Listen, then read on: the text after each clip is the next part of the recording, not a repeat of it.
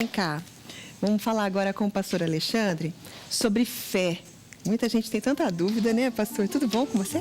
Tudo bom, e você, Elon? Eu estou ótima, graças a Deus. Estava eu esses dias conversando aqui com o pessoal e a gente falando sobre fé, porque às vezes é muito fácil, né?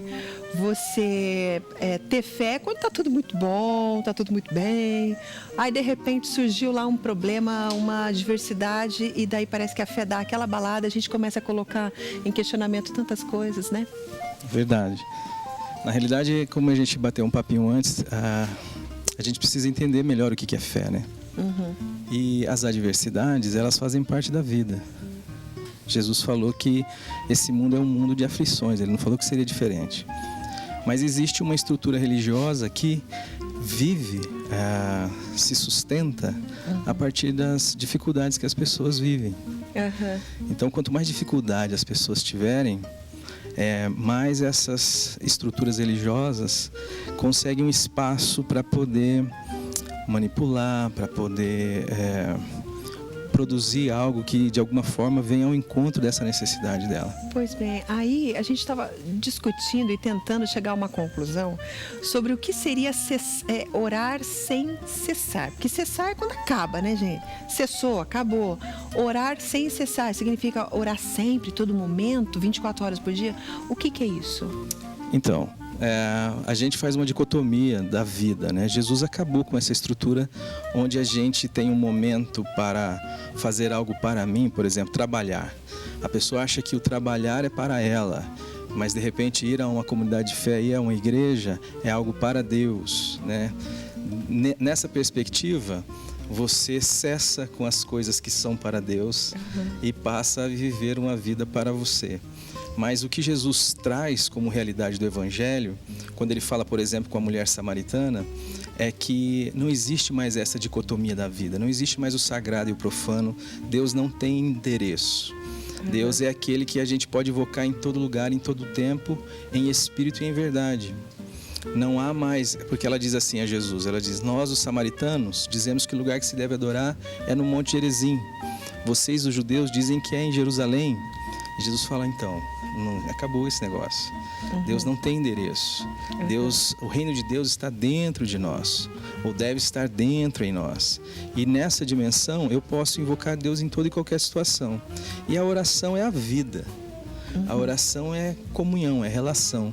Dentro da vida, dentro do trabalhar, do namorar, do comer, do beber ou do fazer outra coisa qualquer, como a Bíblia vai dizer, existe também aquele momento que você separa para apresentar as suas angústias, os seus medos, para pedir perdão dos seus pecados, para abrir o coração diante de Deus. De forma que a oração é essa comunhão contínua. Quer eu como, quer eu bebo, quer eu faço outra coisa qualquer, eu faço com Deus. E a fé não é algo que eu exerço para poder fazer com que Deus ande em minha direção ou atenda aos meus pedidos. Porque para isso eu preciso supor que Deus é alguém desatento. É um Deus que não está nem aí para você. Todo mundo sabe o que é bom para si, todo mundo está disposto a fazer o que é bom, todo mundo está empenhado e dedicado nisso, mas não tem o poder para realizar o que é bom, em tese. Então eu vou acessar esse poder que quem tem é Deus, mas Ele é um Deus displicente, um Deus que não está nem aí para mim. Então eu preciso fazer algo extraordinário, que às vezes envolve um sacrifício, alguma coisa que demonstre ser algo fora do comum, para que em Deus, olhando para mim, veja em mim algo extraordinário e quem sabe se comova em minha direção. Mas a palavra de Deus vai dizer que Deus não é assim. Ele diz que não dormita o guarda de Israel, né? Os olhos deles estão sempre sobre nós. Essa é uma visão que a religião põe de Deus, mas não é uma visão que o Evangelho traz em Cristo Jesus. Pelo contrário, Deus é aquele que emergiu na realidade humana, se tornou um de nós, veio ser gente, para poder ajudar a gente nas suas necessidades. Pastor Alexandre, então qual seria o teu conselho para as pessoas que estão nos assistindo agora, que estão com uma certa dificuldade na vida? Não sei o que, viu, minha linda, meu querido, não sei o que você está passando, mas de repente tua fé está meio abalada, né? Você está meio assim, não sabe para onde ir. Qual seria teu conselho para essas pessoas? O meu conselho é o seguinte: primeiro, entender que na vida a gente vai passar por dificuldades, a gente vai ter aflições, mas entender que todas as aflições como as que eu já tive, como as que você já passou, e que no momento que aparece, parece intransponível, que aquilo vai acabar com a gente, elas foram e a gente permaneceu.